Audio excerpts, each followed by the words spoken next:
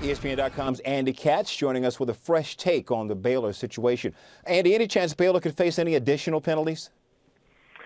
Yeah, I mean, when the NCAA gets through with this case and they're expecting to wrap this up soon, of course there could be more penalties. But at this juncture, because you're dealing with a phone call violation, what we've seen recently is the NCAA has tacked on game suspensions. We saw this with the Jim Calhoun case where he had to sit 3 games for the start of the Big East season this past season. But also schools have added their own game suspensions. Central Florida did this with Donnie Jones, where they made him sit the first 3 games of Conference USA. So if there's anything more to happen in this case, that's probably where this is going if it gets that far. What about the women's national title Baylor just won?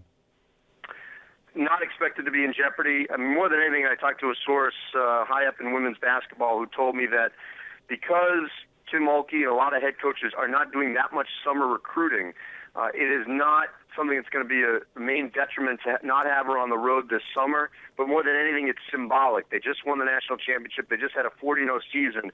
And in terms of symbolism, it does hurt that she won't be able to be out on the road in July more than anything, than any kind of further penalty. You mentioned recruiting. How much of the NCAA investigation involved Baylor's recruitment of Brittany Griner? Well, based on Jason King's report, it's certainly in there, but it all comes back to, obviously, these were escalated to major because of the number overall and combining. That's what the NCAA does a lot.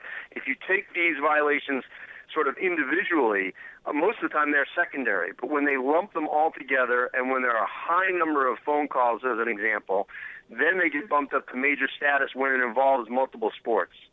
ESPN.com's Andy Katz joining us on SportsCenter.